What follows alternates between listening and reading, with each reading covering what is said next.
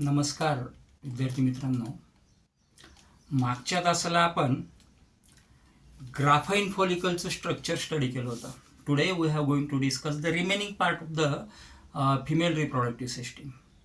Female reproductive सिस्टीमचा उरलेला जो पार्ट आहे, रिमेनिंग जो पार्ट आहे, तो आज आपल्याला आत्ता या तासाला स्टडी करायचा आहे. आपण स्टडी केलं ovaries. Then second part, that is oviduct. Oviduct is also called as fallopian tube or uterine tube. These are a pair of muscular duct lying horizontally over the peritoneal cavity. Peritoneal cavityच्या वरच्या बाजूने या muscular duct आहे की ज्या लाय झालेल्या असतात, त्यांचं location असतं. Each tube is having 10 cm to 12 cm in the length and it is internally lined by ciliated epithelium.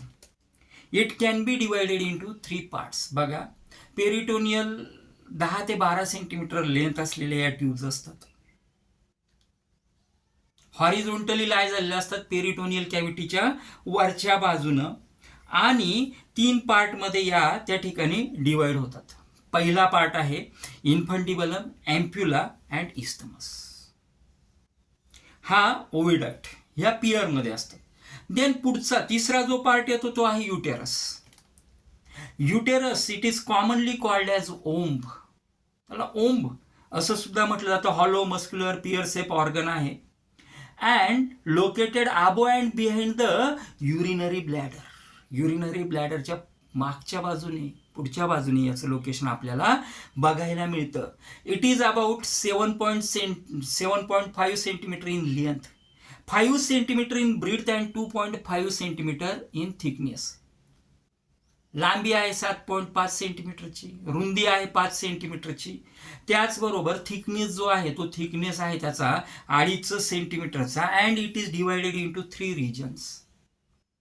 बघा, जनरली ओम म्हटलं जातं युटेरसला. हॉलो मस्क्युलर ट्यूब आहे.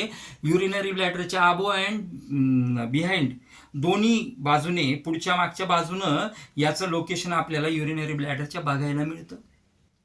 त्याचबरोबर याची जी लेंथ आहे 7.5 सेंटीमीटरची लेंथ आहे, 5 सेंटीमीटरची ब्रीथ आहे आणि त्याची जी थिकनेस आहे तो आहे 2.5 centimetre. And it is also divided into 3 parts, fundus, body and कर्विक्स.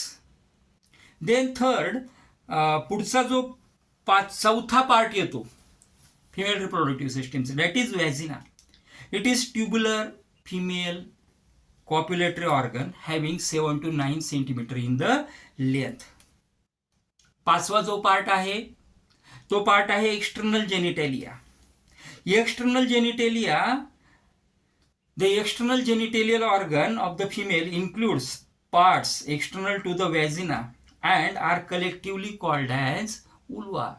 व्हॅजिनाच्या बाहेरच्या बाजूने असलेले जे पार्ट्स आहेत त्या पार्ट्सला एक्सटर्नल जेनिटेलिया म्हटलं जातं आणि कलेक्टिव्हली त्यांना उल्वा असं म्हटलं जातं. Then the next part, that is accessory glands. Accessory glands are also called as vestibular glands, also called as Bartholin's gland.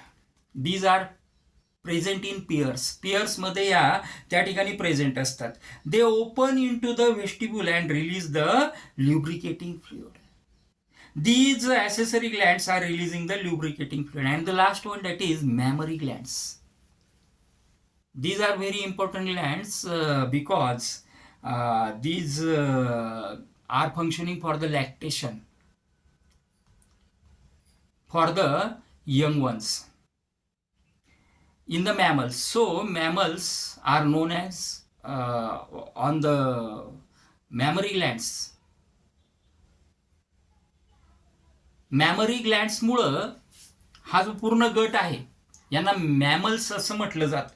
Accessory organ of the female reproductive system that are functioning for production and release of milk after the पार्टुरिएशन.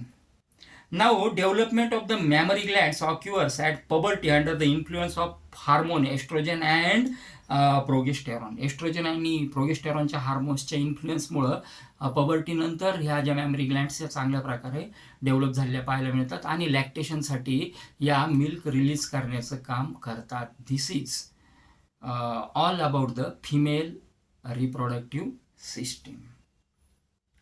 पुढचा जो part असेल तो पुढच्या लेक्चरमध्ये आपण घेऊया.